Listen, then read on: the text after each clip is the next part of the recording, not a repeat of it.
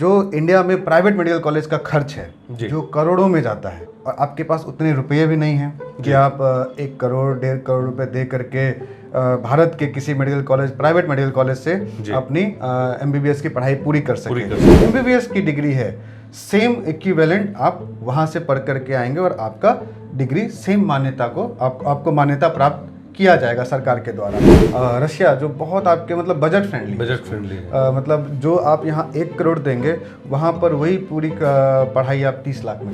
इसमें बहुत लोग गुमराह हो जाते हैं, कई कुछ गलत एजेंटों के चक्कर में पड़ जाते हैं, कई फेक प्रॉमिसेस हो जाती हैं। मैं एक डॉक्टर हूँ, मैं खुद रशिया से मैंने अपनी MBBS की पढ़ाई पूरी की है और मैं आज यहाँ पर प्रैक्टिस कर रहा हूँ इंडिया में। मेरा क्लिनिक भी है, मैं प्राइवेट में भी पेशेंट देखता हूँ। तो मुझे A to Z या आप कह लें कि मतलब हर चीज़ वहाँ पे आपको क्या चीज़ की ज़रूरत पड़ेगी, वहाँ पर आपको इनफैक्ट लैंग्वेज कितना तक आपको सीखना चाहिए, छोटी से छोटी बड़ी से बड़ी चीज़, ये मैंने एक्सपीरियंस भी किया है। और हमारे थ्रू कम से कम 100 बच्चे वहाँ अभी पढ़ रहे हैं और जो ओवरसीज़ ऑफिसर्स भी हैं हमारे लोग वहाँ पर आपके लिए 24/7 रहते हैं। ठीक है, हम वहाँ पर एडमिनिस्ट्रेशन में रहेंगे, हम वहाँ के एडवाइजरी कमेटी में रहेंगे ताकि आपको कोई दिक्कत ना आए। फीस तो देखिए बहुत ज़्यादा नहीं है, फीस मैंने जैसे आपको बताया 30 लाख तक आपका जो है।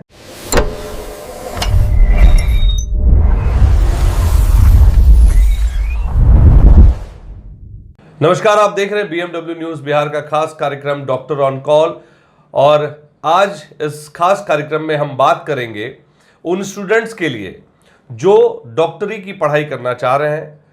इंडिया में उन्होंने एग्जाम दिया, नीट क्वालिफाई नहीं कर पाए किसी कारणवश और डॉक्टर बनने की इच्छा उनकी रह गई। तो मैं आज आपको उस खास कार्यक्रम में बताने जा रहा हूं कि कैसे आप डॉक्टरी की पढ़ाई पूरी कर सकते हैं और अपने डॉक्टर बनने के सपने को साकार कर सकते हैं। और इसके लिए हमारे साथ खास मेहमान मौजूद हैं, डॉक्टर विकास जो रूस MBBS के डायरेक्टर भी हैं और ये बताएंगे कि किस तरह से बच्चे जो नीट का एग्ज़ाम क्वालिफाई नहीं करने के बाद उनके सपने अधूरे रह जाते हैं, उनके कॉलेजेस नहीं मिल पाते हैं, तो वो कैसे डॉक्टरी की पढ़ाई कर सकते हैं। तो बहुत बहुत स्वागत है डॉक्टर साहब आपका हमारे इस खास कार्यक्रम में। जी नमस्कार अभिषेक जी, आपका सबसे पहले तो बहुत बहुत धन्यवाद जी हमारे साथ जुड़कर इस समस्या के संबंध में बात करने के लिए जी। क्योंकि मैं इस प्रोफेशन से रूस MBBS से मैं 8 साल से जुड़ा हुआ हूँ। मैं खुद भी एक डॉक्टर हूँ और मैं Purnia medical college GMCH government medical college and hospital Purnia में अभी कार्यरत हूँ जी। और मेरे पास इन 8 सालों में मुझे लगता है कम से कम 1000 बच्चों का मैंने काउंसलिंग किया है कि अगर उनका उतना मार्क्स नहीं आता है कि उन्हें क्वालिफाई तो करना ही है। मतलब क्वालिफाई आप अगर नहीं करेंगे तो आप एडमिशन ही नहीं ले पाएंगे कहीं पर भी, पूरी दुनिया में नहीं। आप कट ऑफ नहीं पार कर पाते हैं। एडमिशन का जो क्राइटेरिया है, जो गवर्नमेंट मेडिकल कॉलेज, जो सरकारी मेडिकल कॉलेज मिलने का जो क्राइटेरिया है, अगर आप उसको नहीं क्वालिफाई कर पा रहे हैं तो जो इंडिया में प्राइवेट मेडिकल कॉलेज का खर्च है जो करोड़ों में जाता है जी, और आपके पास उतने रुपये भी नहीं हैं कि आप 1 करोड़ 1.5 करोड़ रुपए दे करके भारत के किसी medical college private medical college से अपनी MBBS की पढ़ाई पूरी कर सके। तो उसके विकल्प में हम लोग पूरे भारत में जो है हमारी कंपनी काम करती है। बच्चों को गाइडेंस हम लोग प्रोवाइड करते हैं। मैं खुद बिहार से कटिहार से जुड़ा हुआ हूँ, तो मैं खुद कटिहार और पूर्णिया जो सीमांचल का पूरा बेल्ट है, इसमें बहुत लोग गुमराह हो जाते हैं।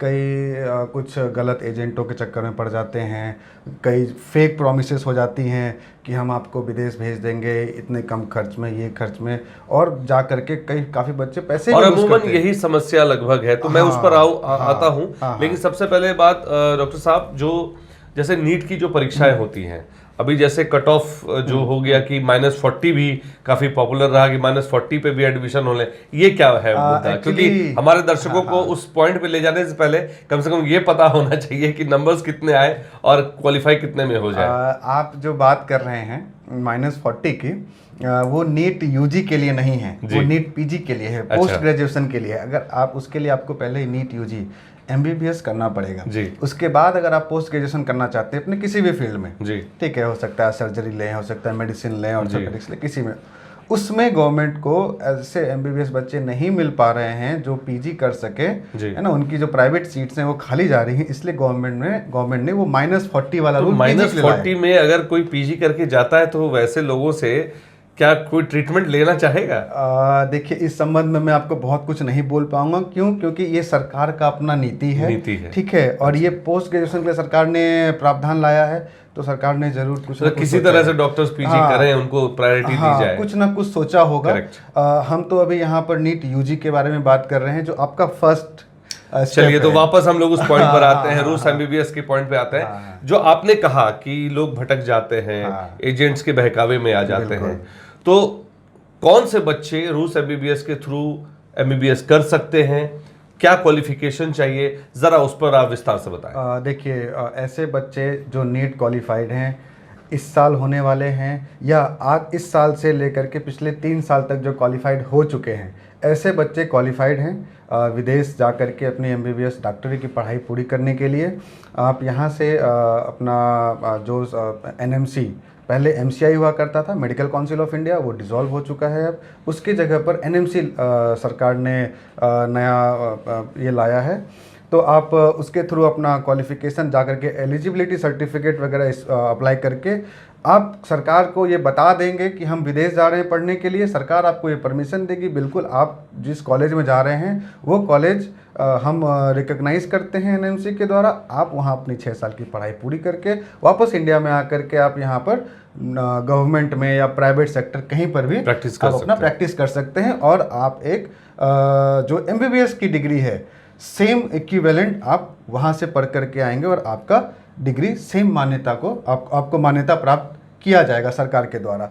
ऑब्वियसली उसके लिए आपको स्क्रीनिंग टेस्ट वगैरह देना पड़ता है, जो कि हम लोग आपको डिटेल में बताएंगे उसका भी क्या प्रावधान है। और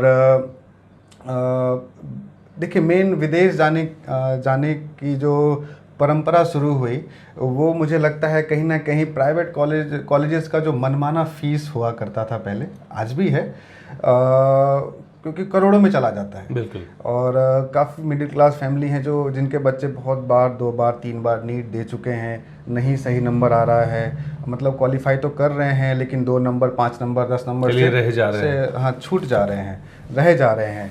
तो ऐसे बच्चों का जो है मनोबल टूट जाता था, तो लोग फिर बाहर के देशों जैसे रशिया जैसे देश हो गए, नेपाल जैसे देश हो गए, नेपाल तो फिर भी बहुत महंगा है, रशिया जो बहुत आपके मतलब बजट फ्रेंडली है, मतलब जो आप यहाँ 1 करोड़ देंगे, वहाँ पर वही पूरी पढ़ाई आप 30 लाख में कर सकते हैं। और सर, एक सवाल जो मेरे मन में आया कि, और जो मैंने अभी तक देखा लोगों से जब बात की हमने, लोगों का सबसे बड़ा सवाल ये होता है कि, और कई बार देखने को भी मिला कि कई सारे लोग अभी जो रशियन वॉर वगैरह का, जो रशिया के साथ जो वॉर अभी छिड़ी, बहुत बच्चे वापस आ गए, लेकिन एक आर्टिकल छपा जिसमें कि जो बच्चे वापस आए उनको वो क्या कहते हैं, कहीं प्रैक्टिस नहीं कर पाए, कहीं पे उनको दिक्कत आई कि भाई उनको मान्यता उनकी नहीं थी तो वो प्रैक्टिस नहीं कर पाए। तो ये पूरा खेल क्या है, पहली चीज। दूसरी चीज ये है कि कैसे कोई ये समझे कि कहाँ से पढ़ाई करने के बाद वो इंडिया में प्रैक्टिस करना उनके लिए सही रहेगा, और क्या तरीका है कि क्या गवर्नमेंट की तरफ से भी एक एग्ज़ाम होता है उसको भी पास करना पड़ेगा, तो उस बारे में थोड़ा बताएं आप। मैं आपके पहले सवाल पे पहले जो है बताना चाहूँगा कि जो बच्चे युद्ध के दौरान, कोरोना के दौरान वापस आए थे, युद्ध में तो बेसिकली यूक्रेन के बच्चे थे जी। तो गवर्नमेंट ने उनके लिए सर्कुलर लाया बहुत सारा कि आप जिस भी ईयर में वहाँ से छोड़ कर आए हैं, उसके बाद आप और अगर चाहते हैं किसी और कॉलेज में, किसी और कंट्री में ट्रांसफ़र लेना, तो आप ले इंडिया में नहीं, किसी और कंट्री में। कारण है कि इंडिया में भी कुछ बच्चों को मिला, लेकिन नहीं, संभव ही नहीं है ना, यहाँ ऑलरेडी कॉलेजेस फुल हैं। आपको कहाँ से सरकार जो है एकोमोडेट करेगी, संभव ही नहीं है ये चीज़। तो बच्चे जो हैं फिर रशिया में और भी यूएसएस जो सेंट्रल एशियाई कंट्रीज़ हैं काफ़ी सारे, वहाँ पर उन्होंने ट्रांसफ़र लिया और काफ़ी सरकार ने भी काफ़ी इसमें सहयोग दिखाया। और ऐसे कई बच्चे हैं, हमारे साथ भी कुछ लोग काम कर रहे हैं अभी पूर्णिया मेडिकल कॉलेज में, तो जो कि वॉर के दौरान यूक्रेन छोड़ करके इंडिया आए थे, फिर किसी और देश में जाकर के अपनी जो बची हुई पढ़ाई है वो कंप्लीट किया और आज सक्सेसफुल डॉक्टर बन करके आज यहाँ पर प्रैक्टिस और इंडिया में सर्विस दे रहे हैं। तो सर ये क्या एग्ज़ाम होता है और उसको करने के लिए, चूंकि मैंने देखा कि आपका जो ब्रोशर था उस ब्रोशर में भी काफ़ी अच्छे मतलब मार्क्स के साथ बच्चे पास आउट है, ऐसा आपने क्लेम भी किया है। हाँ। तो मैं वो ब्रोशर दिखाना चाहता हूँ। जैसे ये हमारा ब्रोशर है। देखिए रशिया में या फिर किसी और भी देश में जहाँ पर लोग बच्चे पढ़ने जाते हैं एमबीबीएस की पढ़ाई, अलग अलग तरीके के कॉलेजेस हैं। हर कॉलेज का अपना अपना पढ़ाने का तरीका है जी। और क्लिनिकल एक्सपोजर देने का तरीका है जी। पेशेंट से डील कैसे करना है, वो अपने अपने अलग अलग कॉलेजेस अपने अपने तरीके से बच्चों को गाइड करते हैं जी। तो जो एग्ज़ाम है FMG जिसको बोलते हैं, फॉरेन मेडिकल ग्रेजुएट एग्जामिनेशन, उसका फुल फॉर्म है और अमूमन लोग MCI के नाम से उनको जानते हैं, हाँ, कि पॉपुलर है कि MCI पास किया कि नहीं किया। ठीक है, तो हमारे जो ब्रोशर में है, ये हमारा एक स्टूडेंट है डॉक्टर यशस्वी, 300 मार्क्स का ये एग्जाम होता है। अच्छा। और ये स्क्रीनिंग टेस्ट है, क्वालिफिकेशन।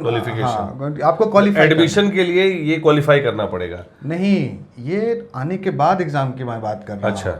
जाने के लिए तो आपको नीट क्वालिफाई करना पड़ेगा। अच्छा, वहाँ एडमिशन लेने से पहले, मतलब रशिया में भी एडमिशन लेने से पहले किसी भी कॉलेज में इंडिया में जो नीट एग्जाम होती है उसको क्वालिफाई करना पड़ेगा। बिल्कुल। और फिर जाके एडमिशन आप लेंगे वहाँ, और जब वहाँ से वापस आएंगे तो फिर MCI के थ्रू आपको दे करके देन यहाँ पे यहाँ आपको लाइसेंस मिलेगा प्रैक्टिस करने के लिए। ठीक है, तो ये तो एक बात हो गई। अब ये बताइए, जैसे आपने कहा कि एजेंट्स के बहकावे में आते हैं, इससे कैसे बचा जाए और कैसे वो स्टूडेंट्स ये क्रॉस चेक कर सके या स्क्रूटनी कर सके कि मुझे किसको सेलेक्ट करना है, किसको रिजेक्ट करना है? देखिए, ये तो मैं कहूँगा आजकल ऑनलाइन हर चीज़ अवेलेबल है आपके पास, और बच्चे आज इतने जागरूक हैं, पेरेंट जागरूक हो चाहे ना हो, बच्चे इतने सक्षम हैं कि वो इस चीज़ को वेरीफाई कर सकते हैं जी। ऑनलाइन वेबसाइट के माध्यम से, यूट्यूब, सोशल मीडिया, बहुत ऐसी चीज़ें हैं जहाँ से ईजिली आजकल गुमराह नहीं किया जा सकता है। पहले जब नहीं था ऑनलाइन का दौर, तब बच्चे गुमराह होते थे।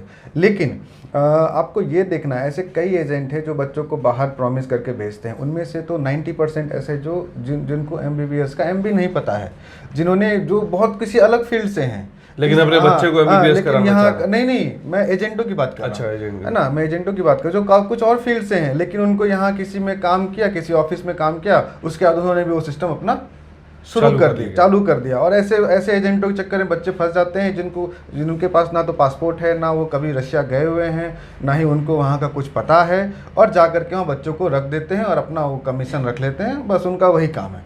फिर जो बच्चे वहाँ गए तो उसकी कोई जिम्मेदारी नहीं। क्या जिम्मेदारी? आपके पास क्या प्रूफ है कि आप उसको आप जो है वहाँ भेजा है आपने? हाँ, कुछ नहीं है, आप कुछ नहीं कर पाएंगे क्योंकि वहाँ वो किसी और के। तो अगर मैं रसिया MBBS की बात करूँ, जो आप रूस MBBS अपना एक चला रहे हैं, तो ये बताइए कि ये जो चीज़ें चल रही हैं, इसमें कैसे स्टूडेंट एडमिशन ले सकते हैं, कैसे आपको रीच आउट करें? चूँकि हमारे जो इस इंटरव्यू को लोग देख रहे हैं, मैं बता दूं, रूस MBBS का आपको इस नंबर स्क्रॉलर जो नीचे चल रहा है उस पर आपको नंबर मिल जाएगा, आप इस पर संपर्क कर सकते हैं। लेकिन पहले समझ लीजिए कि कैसे आप रूस MBBS के पास आ सकते हैं, इनसे कैसे संपर्क कर सकते हैं।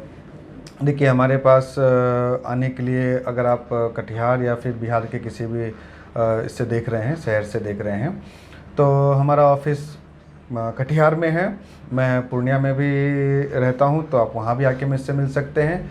अगर आप दिल्ली वगैरह से देख रहे हैं तो दिल्ली में भी हमारा अपना ऑफिस है, आप वहाँ पर भी बेझिझक जा सकते हैं। हमारा सारा जो भी ऑफिशियल काम है, वीज़ा से रिलेटेड, आपके डॉक्यूमेंटेशन से रिलेटेड, हम लोग हर ऑफिस में, वीज़ा का तो रिलेटेड एक्चुअली दिल्ली में ही होता है, लेकिन बाकी सब जगह आपको जो भी डॉक्यूमेंटेशन है हर ऑफिस से हम जो है उसको करते हैं। तो आप हमारे पास कटिहार में हमारा ऑफिसर्स कॉलोनी मिर्चाईवाड़ी में सिचुएटेड है, आप वहाँ आ सकते हैं, आकर के फ्री काउंसलिंग ले सकते हैं। उसके लिए कोई चार्ज नहीं है, आप बिल्कुल फ़ोन कर लें, पहले टाइम ले लें, उसके बाद आप अपॉइंटमेंट लेकर के आप आइए, बैठिए, अपने पेरेंट को भी लेकर के आइए, वो भी समझेंगे, क्योंकि आप बहुत बहुत दूर, विदेश यही नहीं है, रूस बहुत दूर है, ठीक है। लेकिन हाँ, रूस से अगर आप पढ़ना चाहते हैं कम खर्च में, MBBS की पढ़ाई करना चाहते हैं, तो ये सही जगह आपको मिलेगा, जहाँ से एटलीस्ट आपके साथ वो नहीं होगा कि आपके साथ कोई फ्रॉड हो गया, या फिर जो करते हैं एजेंट, जैसे मैंने बताया ना, काफ़ी ऐसे एजेंट हैं जिनको कुछ भी नहीं पता है, MBBS के बारे में उनको कुछ नहीं पता है, लेकिन बच्चे वो भेज रहे हैं। मुझे नहीं पता क्यों बच्चे उन पर ट्रस्ट करते हैं, आई डोंट नो वाई, क्योंकि नहीं करना चाहिए। मैं एक डॉक्टर हूँ, मैं खुद रशिया से मैंने अपनी MBBS की पढ़ाई पूरी की है, और मैं आज यहाँ पर प्रैक्टिस कर रहा हूँ इंडिया में, मेरा क्लिनिक भी है, मैं प्राइवेट में भी पेशेंट देखता हूँ। तो मुझे A to Z, या आप कह लें कि मतलब हर चीज़, वहाँ पे आपको क्या चीज़ की ज़रूरत पड़ेगी, वहाँ पर आपको इनफैक्ट लैंग्वेज कितना तक आपको सीखना चाहिए, छोटी से छोटी, बड़ी से बड़ी चीज़, ये मैंने एक्सपीरियंस भी किया है, और हमारे थ्रू कम से कम 100 बच्चे वहाँ अभी पढ़ रहे हैं, और जिनको मैंने हेल्प भी किया है, काउंसलिंग। और मैंने देखा है कि आपने अपने ब्लॉगिंग के थ्रू भी कई सारी जानकारी लोगों से साझा भी की है। अब एक सवाल है, जो एक तो बच्चे आ गए आपके पास, यहाँ पे काउंसलिंग भी ले ली आपसे, और फिर डिसाइड भी कर लिया, एडमिशन भी आपके यहाँ ले लिया, एक बार को चले गए रूस या दूसरे कंट्री जहाँ भी आपकी सर्विसेज है, वहाँ पर किस तरह की सुविधाएं मिलती हैं? हाँ बिल्कुल, मैं उसी पर अभी आने वाला था।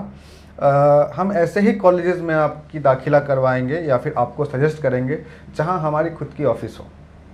अच्छा, जहाँ आपके ऑफिस है। तो अदर कंट्रीज में भी आपके ऑफिस हाँ बिल्कुल, हम ओवरसीज ऑफिसेज भी हैं हमारे लोग वहाँ पर आपके लिए 24/7 रहते हैं, ठीक है। हम वहाँ पर एडमिनिस्ट्रेशन में रहेंगे, हम वहाँ के एडवाइजरी कमेटी में रहेंगे, ताकि आपको कोई दिक्कत ना आए।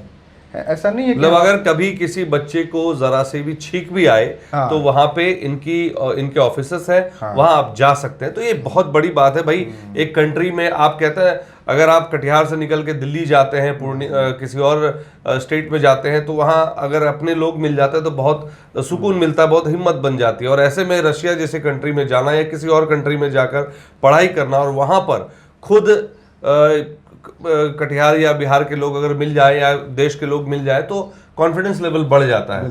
तो वहाँ पे क्या सर्विसेज और रहती है? जैसे आपने कहा कि वहाँ पे आपके ऑफिसेस हैं, तो ऑफिसेस से क्या सहायता मिलती है? कह लीजिए कि हर तरीके की सहायता, आपके रूम के संबंधित, आपके पढ़ाई में कोई दिक्कत आए, या फिर आपको, और जैसे कई बच्चे, बहुत चीज़ें होती हैं, आप 6 साल की डिग्री करने जाएंगे वहाँ पर, तो 6 साल में ऐसा नहीं है कि आपको कुछ भी प्रॉब्लम नहीं है, बिल्कुल। आप कभी बीमार भी पड़ेंगे, आपको कुछ इशू भी आएगा, और एम्बेसी के साथ भी टाई अप वगैरह बहुत कभी कुछ भी चीज़ की ज़रूरत पड़ती है, तो हम लोग वहाँ पे एक फ़ोन कॉल अवे हैं, हमारा ऑफिस आपके हॉस्टल में ही रहेगा, ठीक है। हमारे लोग वहाँ पर आपके साथ ही रहेंगे। आपको इनफैक्ट एक बेडशीट भी चेंज नहीं हो रहा है, बेडशीट या रूम में कुछ टेबल में भी गड़बड़ी है ना, तो भी हम उस चीज़ को भी हम देख लेते, मेंटेन कर लेते हैं। अच्छा, इंडिया में ना एक बड़ी अच्छी सी, मतलब बिहेवियर, इसको कह लीजिए बिहेवियर है, फीस देने के नाम पे थोड़ा लोग अक्सर थोड़ा डिले करते हैं, लेट करते हैं। तो वैसे सिचुएशन अगर आ जाए वहाँ पर, अगर किसी को फीस देने में दिक्कत आ जाए, या जैसे अभी रूस यूक्रेन का जो वॉर छिड़ गया, तो ट्रांजेक्शन्स बंद हो गए, बहुत सारी जो यातायात के साधन थे बंद हो गए, ऐसे मामलों में अगर कोई स्टूडेंट वहाँ फंस जाए, तो क्या आपकी तरफ से सर्विस होती है? देखिए, सबसे पहले तो जो फीस देने में अगर किसी को दिक्कत आती है, तो मैं खुद भी एजुकेशन लोन पे पढ़ा हुआ हूँ, अच्छा, ठीक है जी। तो मैं भी आप लोगों से बाहर नहीं हूँ, है ना। मैं भी बहुत गरीबी से, मतलब गरीबी ने बहुत दिक्कत से मेरे फैमिली ने भेजा था मुझे वहाँ पर, और यहीं कटिहार मिर्चाईवाड़ी SBI ब्रांच से लोन पास हुआ आपका? लोन पास हुआ है, और 16,35,000 रुपए मुझे आपने लोन लिया था? मिला था, और आज तक मैं उसको चुका। तो मतलब ये क्लियर है कि फॉरेन में पढ़ाई करने के लिए लोन इजी अवेलेबल है? मिलता है। तो वह लोन मिल जाएगा, तो फिर आप बाहर पढ़ाई कर ही सकते हैं। तो उस समय तो कम फीस था, तो डॉलर रेट वगैरह मतलब बढ़ गया है काफ़ी, तो थोड़ा अभी बढ़ जाएगी, थोड़ा सा बढ़ा है, ठीक है ना। और तो उसके लिए आपको उस हिसाब से आपको लोन मिलेगा। आप इंडिया में किसी भी तो अगर रूस एमबीबीएस के पास कोई बच्चे आते हैं और बाहर पढ़ने जाते हैं तो वहां पे लॉजिंग, फूडिंग, उन सब की चीजें आप सॉल्व कर देंगे। सब। और आप जो कह रहे हैं कि जो कॉलेजेस होते हैं वो किस तरह के होते हैं? सारे कॉलेजेस जो भी हमारे पास हैं वो सब गवर्नमेंट मेडिकल कॉलेजेस हैं। हम प्राइवेट कॉलेजेस में डील ही नहीं करते हैं। मतलब वो जो उधर की जो गवर्नमेंट्स के जो कॉलेजेस हैं वहां पे तो ऐसा क्यों है कि वहां की गवर्नमेंट कॉलेजेस खाली रह जाते हैं, इंडिया की फुल हो जाती है? वहां क्या बच्चे पढ़ते नहीं है मेडिकल? क्या है ना सर, बात यहाँ पर सप्लाई और डिमांड और सप्लाई की बात क्या है कि इतने ही कॉलेजेस रशिया में है जितने कॉलेज इंडिया में है, सेम है। अच्छा। बस आबादी यहाँ 140 करोड़ है, वहाँ 14 करोड़ है। 14 करोड़, बस यही फ़र्क है, इसीलिए वहाँ के कॉलेजेस खाली रहते हैं। और वहाँ पर ऐसा है ना सर कि वहाँ पे 80% जो है वो रशियन स्टूडेंट्स के लिए रिजर्व होता है कोटा। 20% में ही फॉरेनर्स पढ़ते हैं। बस 20% में, बस 20%। तो वहाँ भी चैलेंज है, बहुत चैलेंज है। आपको एक लिमिटेड सीट ही मिलेगा। ये नहीं है कि आप जब मन तब गए और एडमिशन ले लिया। ना, ऐसा नहीं है। आप बस ये 2 महीने का टाइम है। तो ये तो एजेंट्स बताते भी नहीं होंगे जो फ्रॉड करते होंगे? बिल्कुल नहीं बताते। आप क्या होता है ना, देखिए मैं चीज़ें, हम लोग तो इस फील्ड में बहुत दिनों से, तो अलग अलग हमारे पास बच्चे आते हैं सर, हमारे साथ ये हो गया वो हो गया। क्या होता है, कई बच्चे जैसे अभी नीट देंगे और उनका सपोज नंबर 400, 300, 400 के बीच में आ गया, तो वो उस मंजस में है कि मुझे कॉलेज मिलेगा नहीं मिलेगा, है ना। तो वो वेट करते हैं, first counselling, second counselling, third counselling. वो बाहर का सोचते ही नहीं है, ठीक है। अब उनको फर्स्ट में नहीं मिला, सेकंड में नहीं मिला, थर्ड जाते जाते भी उनका होप टूट गया कि नहीं मिलेगा। तब तक हो जाता है जुलाई अगस्त। अब फिर वो कोशिश करते हैं कि हमें बाहर जाना है बस। और मतलब लास्ट ऑप्शन बचता है कि आप इंडिया में नहीं हुआ तो बाहर चले गए, क्योंकि अटेम्प्ट्स भी हो चुके हैं और कॉलेज भी नहीं मिल रहा है, पैसे भी नहीं है कि यहाँ से पढ़ सकें। अब वो बाहर जाएंगे। अगस्त तक क्या होता है कि जो भी टॉप कॉलेज हैं, जो भी अच्छे कॉलेजेस हैं, जैसे ये मैं जिस कॉलेज की बात कर रहा हूँ, स्टैव्रोपोल स्टेट मेडिकल यूनिवर्सिटी, ये वहाँ से FMGE में जो MCI है, रैंक 1 एक बार नहीं 2 बार, AIR 1 वहाँ से है। हमारे स्टूडेंट हैं लकली। ग्रेट। तो आप समझ लीजिए किस मतलब कॉलेज कितने इसका है, टॉप का है। तो टॉप कॉलेज के सीट फुल हो जाते हैं। उसके बाद क्या करते हैं एजेंट, आपको ये प्रॉमिस करेंगे कि नहीं हम आपको भेज देंगे, क्यों चिंता कर रहे हैं, हम उस कॉलेज में आपको डाल देंगे। या तो फिर वो आपको क्या करेंगे, उस कॉलेज का फेक एडमिशन लेटर दे देंगे। अच्छा, ठीक है। और आप जब रशिया जाएंगे उस कॉलेज की जगह आपको किसी और कॉलेज में भेज देंगे। और स्टूडेंट को तो पता भी नहीं चल पाता जब तक, क्या पता है, जब तक यहाँ वो जाएंगे नहीं तब तक। मैं ये बता रहा हूँ, जितने बच्चे जाते हैं 95% बच्चों को तो पता भी नहीं होता है वीजा और पासपोर्ट में डिफरेंस क्या है। बिल्कुल। तो उनके लिए ये कॉलेज का डिफरेंशिएट कर लेना तो बहुत मतलब ये मुश्किल वाली बात है ना, नहीं कर पाते हैं वो। तो या नहीं तो वो क्या करेंगे, उस कॉलेज में जाएंगे, वहाँ चले गए, अब उस कॉलेज में जाके पता चल रहा है कि नहीं तो मतलब हमारा एडमिशन ही नहीं हुआ तो हाँ, या तो वो लैंग्वेज कोर्स में आपको भेज दिए। अब आप 6 महीने लैंग्वेज कोर्स कीजिए, फिर अगले सेशन से आप वहीं पर फिर से पढ़ाई करेंगे, तो आपका सेशन तो बर्बाद हो गया। बिल्कुल। हाँ, ये सब चीज़ हैं। तो हम लोग एडमिनिस्ट्रेशन में हैं, उस जगह पर हैं। और हम लोग, मैं खुद भी रशिया रहता हूँ, है ना, 3 महीने में वहीं रहता हूँ, बच्चों के साथ भी जाता हूँ। तो हमें तो इन एंड आउट सब पता है, हमें पता है एडमिशन। तो अब फीस की भी बात कर लेते हैं। क्या फीस देनी पड़ेगी इनिशियल लेवल पे? फीस तो देखिए बहुत ज़्यादा नहीं है। फीस मैंने जैसे आपको बताया 30 लाख तक आपका जो है ट्यूशन फीस, मेडिकल इंश्योरेंस। मतलब ये सारा आप बता रहे हैं 30 लाख में पूरा कोर्स? 6 साल में कोर्स की बात कर रहा हूँ। 30 लाख में 6 साल में कोर्स 30 लाख भी नहीं, इनफैक्ट 28 लाख। 28 लाख। तो ये 28 लाख आप रहने सहने के अलावा इंक्लूड करके बता रहे हैं या पूरा फीस? इंक्लूड है। हाँ, बहुत बड़ी बात है। हॉस्टल इंक्लूड है उसमें। 6 साल तक आपको गवर्नमेंट हॉस्टल मिलेगा। और हमारे चैनल पर आप वीडियो भी देख सकते हैं हॉस्टल फैसिलिटी क्या क्या है उसमें।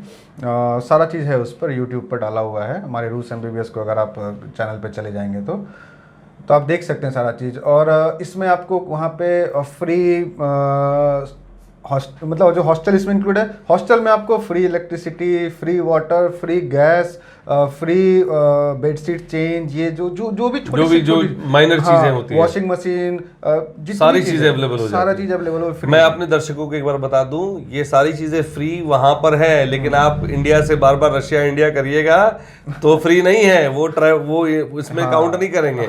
भैया टिकट आपके हैं, आपके पैसे लगेंगे वहां पे। तो ये समझ लीजिए, ये 30 लाख रुपया जो बता रहे हैं, ये वहां पर जो खर्चे हैं और वहां की जो फीस है, वहां पे जो रहने में जो खर्च है वो, अब वहां पे जाके आप दिन रात बोलिएगा कि नहीं हम तो होटल में ही खाएंगे, तो फिर वो जायज बात तो नहीं, अलग है। वो जायज बात नहीं, वो मैं क्लियर कर दे रहा हूँ, क्योंकि बहुत सारे लोग होते नहीं आपने तो कहा था। नहीं, मैं एक बात और क्लियर कर दूं। जी। काफी जगहों का ऐसा है कि मेस है, ठीक है, मेस है, लेकिन बच्चे मेस में तो कितना ही दिन खा लेंगे। आप इंडिया में ही एक मेस में खाते हैं 2 महीने 3 महीने। हाँ, खाने से याद आया एक सवाल, बड़ा मजेदार सवाल है। अब जैसे बिहार के लड़के हैं, वो जाते हैं, अब बिहार के लड़के वहाँ साउथ इंडियन खाना मिलेगा तो खा नहीं पाएंगे, तो उसके लिए क्या फैसिलिटी है बता दीजिए, क्योंकि मैं बिहार के पॉइंट ऑफ व्यू से ये सवाल कर रहा हूँ। सबसे पहले तो ये अगर देखेंगे तो इसमें हमने सिर्फ और सिर्फ बिहार के बच्चों का ही डाल रखा है फोटो। अच्छा, इसमें मैं देख रहा हूँ इसमें जैसे पूर्णिया के हैं, डॉक्टर पूजा जायसवाल है, डॉक्टर कीर्ति प्रिया है, डॉक्टर प्रिया नगोचिया की हैं, बारसोई कटिहार के हैं डॉक्टर राजीव साहा, डॉक्टर प्रियांशु कटिहार के हैं, डॉक्टर सूरज शर्मा कटिहार के हैं, doctor Rupesh Mani Bhagalpur, doctor Tipu Sultan Bhagalpur, doctor Syed Bhagalpur, doctor Brij Kishore Sitamarhi, doctor Roshan Purve Bhagalpur, doctor Sakshi Sharma Patna.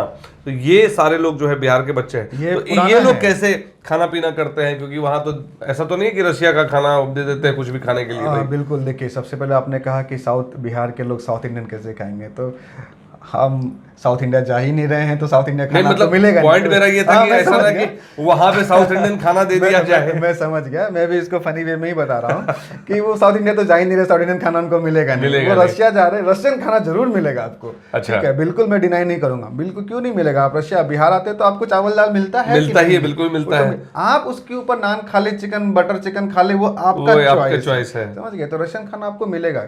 Hostel में नीचे कैंटीन है, वहाँ रशियन फूड ही मिलता है। तो अगर कोई इंडियन फूड खाना हो अगर वो, तो वो मेन्यू में रहता है। हाँ, वो मैं बता रहा हूँ। तो आप वहाँ पे 2-3 प्राइवेट मेस चलता है। अच्छा, तो आप उससे टिफिन लगा सकते हैं, इंडियन खाना मिलेगा आपको अलग। एक साउथ इंडियन है, एक नॉर्थ इंडियन। ये 30 लाख के अलावा होगा, ये अलग है। खाना नहीं है इंक्लूडेड इसमें, ठीक है। ये खाना 28 लाख में इंक्लूडेड नहीं है। खाना आपका पर मंथ जो भी कॉस्ट आएगा वो आपका रहेगा। हम इसलिए कभी भी ऐसा नहीं होता है कि हम ये बोल के भेजते हैं, मतलब फीस, लॉजिंग, ये और मेडिकल इंश्योरेंस। अच्छा, मेडिकल इंश्योरेंस भी बहुत पॉइंट वाली बात है। मेडिकल इंश्योरेंस भी रहेगा। बीमार पड़ेंगे तो आपका इलाज वहाँ फ्री में होगा, हर चीज। क्योंकि आप जो है मेडिकल इंश्योरेंस के लिए $100, जिसका आज का अगर इंडियन रुपीज में बात करें तो 9,000 रुपीज आप हर साल पे करते हैं। कि आपको वहाँ पे कुछ भी चीज़ का दिक्कत हो, कोई भी आपको समस्या आ रही हो, आप तुरंत हॉस्पिटल में जाएंगे और इंश्योरेंस पे आपका फ्री इलाज होगा। दवाइयाँ आपको जो खरीदनी हो सकती है, लेकिन